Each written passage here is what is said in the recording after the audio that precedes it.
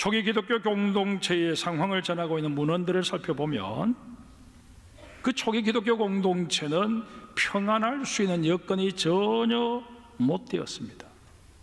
예루살렘 교회로 사람들이 몰려들기 시작하면서 12명의 사도로서는 그들을 돌보는 게 도저히 무리여서 동력자 7명을 세우게 됩니다. 그들의 주 임무는 교회를 찾아온 빈민들의 줄임배를 채워주고자 상을 차리는 일이었습니다. 그리고 구제금을 나누어주는 일이었습니다. 그러나 그런 일만 하기에는 말씀을 전하고 가르쳐야 할 대상이 너무 많았던 터라 이 7명의 집사들 역시 복음을 전하는 일에 매달릴 수밖에 없었습니다. 사도행전 6장 7절에서 말씀하고 있는 대로 하나님의 말씀이 점점 왕성하여 예루살렘에 있는 제자의 수가 더 심히 많아지고 허다한 제사장의 무리도 이 도에 복종하는 역사가 일어난 것입니다. 여기까지는 너무 좋았습니다. 그런데 기독교의 세력이 급속하게 커지자 위협을 느낀 유대교 지도자들이 기독교도들을 박해하기 시작했습니다. 그 시발점이 바로 7 집사 가운데 한 사람인 스데반을 처형한 사건이었습니다. 백주에 교회의 지도자 중 한 사람을 돌로 쳐서 죽이는 만행을 저지른 것입니다. 그런데 이런 사건이 벌어졌음에도 불구하고 로마 당국은 크게 문제 삼지를 않았습니다.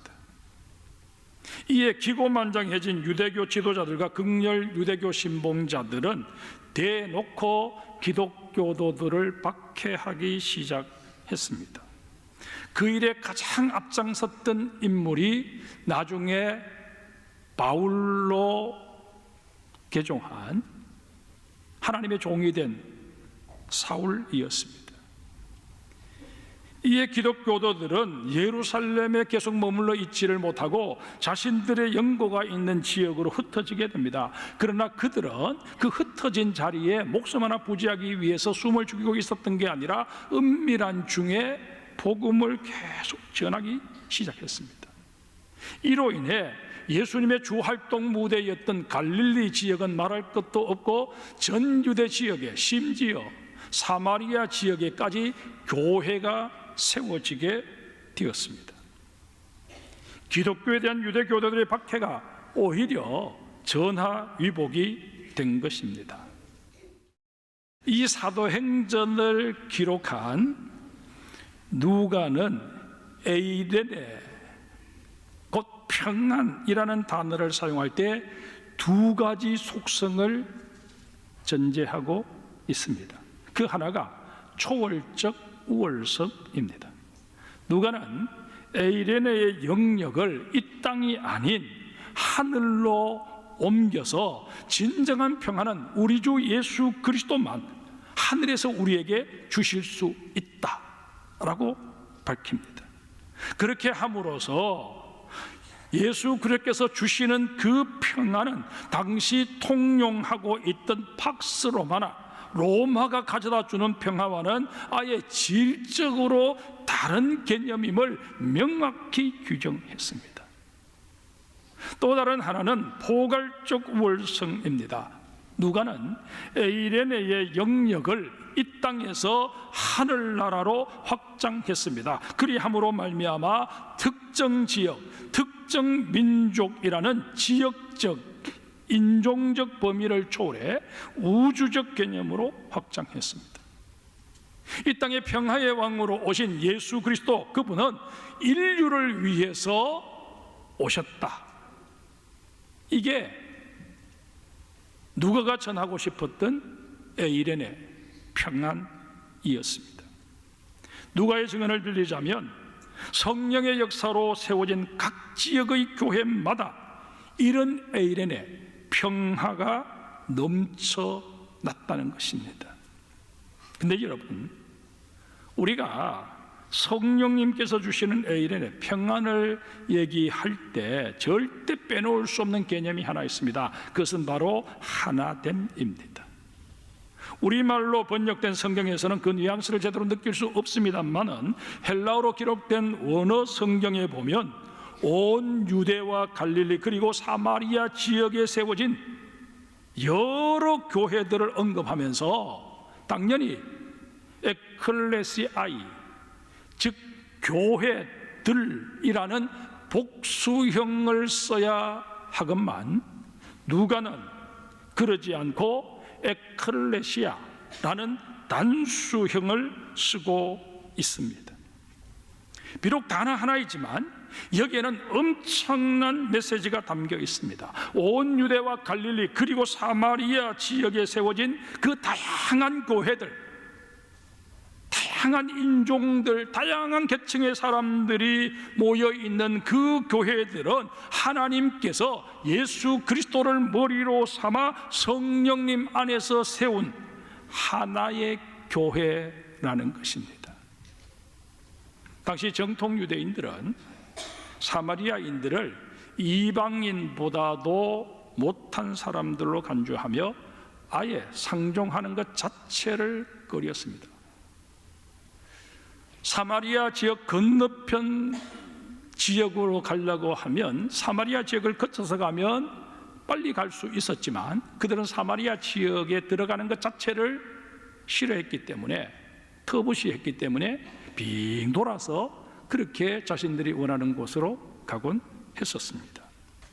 그도 그럴 것이 이스라엘이 남과 북으로 나뉜 후에 서로 적대시하며 그렇게 지내다가 주전 722년에 북이스라엘이 아수르의 사르곤 2세에 의해 멸망하게 됩니다.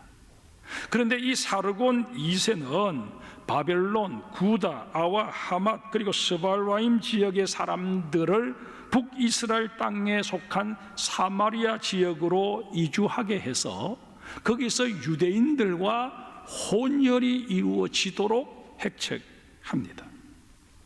이 일로 인해서 남유다 사람들은 혈통을 제대로 지켜내지 못한 북이스라엘 사람들, 곧 사마리아 지역에 살고 있던 사람들을 경멸하게 되었고 아예 상종 자체를 하지 않았습니다.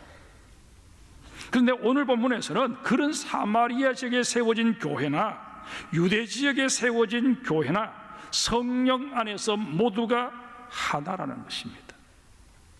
이런 사실을 강조하고 부각하고자 누가는 교회를 언급하면서 에클레시아이라는 복수형이 아닌 에클레시아라는 단수형을 쓴 것입니다. 그뿐만이 아닙니다. 당시 교회 안에는 주인과 종이 어울려 있었습니다. 부자와 가난한 자가 같이 예배를 드렸습니다. 심지어 극렬 민족주의자였던 셀롯 당원들과 매국노 취급을 받던 세리가 동력했습니다. 그리고 이런 교회에 주님의 에이렌에 평안이 임했다고 누가는 증언합니다. 이제 한국교회 현실을 한번 돌아봅시다. 오늘의 한국교회가 진정 사회적 신분의 차이, 경제적 차이, 성별의 차이, 정치 이념의 차이, 출신 지역의 차이를 온전히 극복했느냐 하는 것입니다. 교회 전체를 거론하는 것보다 나 자신을 한번 돌아보는 게 훨씬 더 현실적일 것입니다. 나에게 진정 이런 차별의식이 자리하고 있지 않습니까? 하나님의 마음, 하나님의 관심보다 사람들의 외적인 조건이나 정치적 견해를 더 중시하는 모습은 아니냐 하는 것입니다. 개인의 성향에 따라서 보수적일 수도 있고 진보적일 수도 있습니다. 잘할 수도 있고 우일 수도 있습니다. 그러나 교회에서 우리가 성도로 만날 때는 그 모든 것들이 다 극복되어질 수 있어야 합니다. 여러분, 제가 분명히 말씀드리건대 우리를 평안케 할 수 있는 것은 보수 우파도 아니고 진보 좌파도 아닙니다. 우리를 평안케 할 수 있는 분은 오직 한 분, 예수 그리스도 뿐이십니다. 그러기에 우리는 기도할 때마다 좌로나 우로나 치우침 없이 하나님의 뜻을 헤아리게 해달라고 간구해야 합니다. 좌로 우로 지금 극렬하게 나누어져 있는 이 한국 땅을 다시금 싸맬 수 있는 그런 은혜를 한국 교회에 허락해 달라고 우리는 기도해야 합니다. 정말 보수든 진보든 하나님의 뜻을 거역하는 자가 득세하지 않게 해달라고, 하나님의 공의가 하수같이 하나님의 정의가 물같이 흐르게 해달라고 부르짖어 기도해야 합니다. 정치적으로 우파좌파 보수 진보가 아니라 오로지 하나님 편을 선택하는 해안을 가지고 교회의 평안을 추구하게 해달라고 기도할 수 있어야 할 것입니다. 교회는 평안해야 든든히 설 수 있습니다. 본문을 한번 볼까요? 교회가 평안하여 든든히 서가고, 여기서 언급된 든든히 서간다라는 이 말에 해당하는 헬라어가 오이코도 무메네입니다. 이 단어를 우리말로 번역할 때는 서간다라는 식으로 능동형으로 번역하고 있습니다. 그래서 스스로 알아서 서가는 것처럼 그렇게 여겨집니다. 하지만 헬라어 시제는 분명 현재 수동태 분사형입니다. 이 땅의 교회는 그 어느 교회 할 것 없이 스스로 서가는 게 아니라 하나님에 의해 세워져 가기 마련입니다. 그러기에 모든 교회의 설립 주체는 오직 한 분, 하나님이십니다. 교회를 교회되게 하시는 분, 나라를 나라되게 하시는 분 역시 오직 한 분, 하나님이십니다. 종교개혁자 존 켈빈은 우리가 성경을 통해 하나님을 제대로 인식하게 될 때 하나님을 올바르게 경외할 수 있다고 깨우쳐 줍니다. 교회와 관련해서 성경이 말씀하시는 하나님은 이 땅의 모든 교회를 세우신 교회의 주인이실 뿐만 아니라 모든 교회를 거룩하게 보존하시는 분이십니다. 그 분명한 증거가 마태복음 16장 18절의 말씀입니다. 또 내가 내게 이르노니 너는 베드로라. 내가 이 반석 위에 내 교회를 세우리니 음부의 권세가 이기지 못하리라. 너희의 교회가 아니라, 베드로 너의 교회가 아니라 나의 교회, 주님께서 내 교회라고 분명히 규정하십니다. 이 구절 이외에도 성경 곳곳에는 교회를 일컬어 하나님의 교회라는 그런 표현을 쓰고 있습니다. 이러하건만 우리는 이 하나님의 교회를 어떻게 이해하고 있습니까? 미국 노스캐롤라이나 주에 속한 샬롯시에 가보면 갈보리 교회가 있습니다. 이 교회를 담임하는 글렌 와그너 목사가 2001년도에 충격적인 책을 한 권 출판했습니다. 책 제목이 아주 도전적입니다. 교회 주식회사로부터의 탈출입니다. 그런데 와그너 목사가 이 책을 쓰게 된 동기가 있습니다. 와그너 목사가 신학대학교를 졸업하고 처음 어떤 교회에 부임을 했는데 그 교회 대표가 와그너 목사에게 이런 주문을 했다고 합니다. 향후 6년 동안 이 교회를 부흥시킬 전략적 계획을 수립해 주십시오. 그러면서 참고하라고 CEO, 최고 경영자들이 진행하는 20가지 사업의 목표가 적힌 그런 종이를 주더라는 것입니다. 그 순간 와그너 목사는 내가 지금 교회에 왔는가 아니면 주식회사에 왔는가 의구심이 들었습니다. 교회 대표는 와그너 목사에게 사람을 키우고 세우는 멘토링이 아니라 기업 경영을 요구했고, 영혼을 사랑하고 양육하는 게 아니라 교인 수를 늘리라고 요구한 것입니다. 사역이 아닌 교회 관리를, 사람이 아닌 프로그램을, 목자 역할이 아닌 사장 역할을 하라고 주문한 것입니다. 오그너 목사는 이때 받은 충격을 잊을 수 없어서 기회가 되었을 때 교회 주식회사로부터의 탈출이라는 책을 쓴 것입니다. 그런데 여러분, 정도의 차이는 있을지 몰라도 적지 않은 교회들이 이와 유사한 모습임을 부인할 수 없습니다.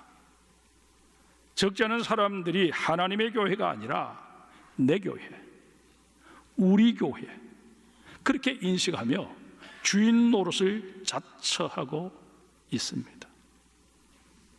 교회의 온갖 인간적인 방법, 세상적인 방법을 대입하려고 애들을 씁니다. 일본의 대표적인 신학자 우찌무라 간조는 이런 교회와 사람들을 안타까워하며 일침을 더합니다. 나는 때로 가룟 유다가 부럽다. 왜냐하면 가룟 유다는 팔아먹을 예수님이라도 있었지만 현대 교회에는 그 예수님조차도 계시지 않는다. 분명히 말씀드립니다. 이 교회의 주인은 하나님이십니다. 이 교회의 머리는 예수 그리스도이십니다. 이 교회를 이끌어 가시는 분은 성령님이십니다. 그 어떤 경우에도 이 사실은 망각되어져서는 아니 됩니다. 그리고 교회의 주인 되시는 하나님을 향한 깊은 경외심을 가지고 우리가 예배함으로 말미암아 우리는 매 예배를 통해서 하나님의 은혜를 누리는 예배의 성공자가 되어야 마땅할 것입니다. 우리가 주님을 제대로 경외하기만 하면 자연스럽게 일어나게 되는 영적 현상이 성령님의 위로입니다. 위로에 해당하는 헬라가 파라칼레시스입니다. 이것의 동사형이 파라칼레오인데, 파라 옆에라는 전치사와 칼레오 부르다라는 동사가 합쳐진 단어입니다. 따라서 파라칼레오는 누구를 곁으로 불러서 위로하다라는 의미입니다. 근데 요한복음 14장 26절에 보면 성령님을 보혜사로 지칭하고 있는데, 이 보혜사에 해당하는 헬라가 파라클레토스입니다. 앞서 말씀드린 위로, 파라클레시스와 그 어원이 같습니다. 이런 까닭에 우리는 보혜사를 일컬어 위로자라고 말하는 것입니다. 그런가 하면 이 보혜사라는 말에는 상담자, 조력자, 중보자, 탄원자 같은 의미들이 다양하게 내포되어 있습니다. 우리가 이 세상을 살아가는 동안 어쩔 수 없이 마귀와 늘 싸움을 벌여야 합니다. 이런 사실은 성령님께서도 잘 알고 계십니다. 그런 까닭에 성령님께서는 늘 마귀와의 싸움에서 지친 우리들 곁으로 다가오셔서 우리를 위로해 주시고 격려해 주십니다. 우리가 때로는 어찌할 바를 몰라 당혹스러워할 때는 우리의 상담자가 되어 주십니다. 우리의 아둔함과 미련함 때문에 무엇을 어떻게 해야 할지 도무지 종잡을 수 없어서 우왕좌왕하고 있을 때 성령님께서는 칠히 우리를 위해 간구해 주시기도 하십니다. 그런데 이 모든 성령의 사역이 효율적으로 이루어지기 위해서는 성령님과 우리의 거리가 밀접해야 합니다. 다시 말해서 우리는 늘 성령님 곁에 머물기를 즐거워해야 한다는 것입니다. 어떻게 하면 그럴 수 있을까요? 첫 번째 비결은 삶의 무게 중심을 잘 이동해야 합니다. 우리는 어쩔 수 없이 한 발은 세상에, 한 발은 주님께 딛고 살아갈 수밖에 없는 존재들입니다. 그러기에 우리의 관심사는 세상으로 쏠려 있던 이 무게 중심을 주님 중심으로 끊임없이 이동해 가는 일에 맞추어져 있어야 합니다.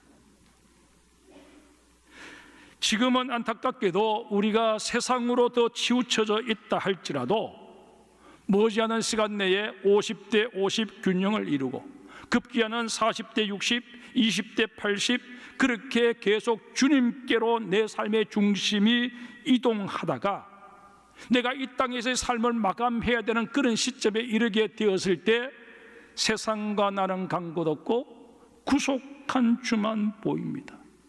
고백하는 그런 우리가 되어야 한다는 것입니다. 두 번째 비결은 사람을 바라보는 신앙을 극복할 수 있어야 합니다. 교인 중에 적지 않은 사람들이 주님과의 관계보다는 사람과의 관계에 더 의미를 두어 버립니다. 이런 분들은 신앙생활 내내 주변 사람들에 의해서 그 신앙이 오락내리락 하기 마련입니다. 이런 사람 중심의 신앙을 극복하기 위해서는 우리는 우리의 시선을 더욱더 주님께 집중할 수 있어야 합니다. 주님에 대한 신뢰도를 높일 뿐만 아니라 범사에 그를 인정할 수 있어야 합니다. 세 번째 비결은 의롭고 경건하게 사는 것입니다. 디모데전서 6장 11절 이하에 보면 오직 너 하나님의 사람아 이것들을 피하고 의와 경건과 믿음과 사랑과 인내와 온유를 따르며 믿음의 선한 싸움을 싸우라 말씀합니다. 유효상종이라는 말이 있습니다. 끼리끼리 모인다는 그런 의미 아닙니까? 성령님은 거룩한 영이십니다. 그러기에 성령님께서는 거룩한 삶을 살고자 애쓰는 자, 경건하기를 애쓰는 자, 그런 자에게 임하십니다. 그러기에 우리는 마음을 성결하게 하는 일에 힘써야 합니다. 무릇 지킬 만한 것보다 우리의 마음 지키는 일에 힘써야 하고 우리의 손을 깨끗하게 해야 합니다. 교회의 주인 되신 주님께서 우리 장성교회에 평안을 주시고 교회를 든든히 세워주실 뿐만 아니라 부흥의 역사를 이루어주실 줄 믿습니다. 우리 장성교회뿐만 아니라 이 땅에 있는 모든 한국교회와 세계교회에 이런 은혜를 베풀어 주시며 다시금 기독교의 새로운 부흥의 역사가 일어날 수 있도록 섭리하여 주시고 우리가 기도하고 있는 이 조국 대한민국이 더 이상 분열되지 않고 하나 되어 정말 세계 속에 으뚝 선 나라로 다시금 도약하는 그런 은혜를 베풀어 주실 줄 믿습니다. 이런 부흥을 꿈꾸며 2025년을 시작하는 우리 장성의 모든 성도들이 되시기를 주의 이름으로 축복합니다.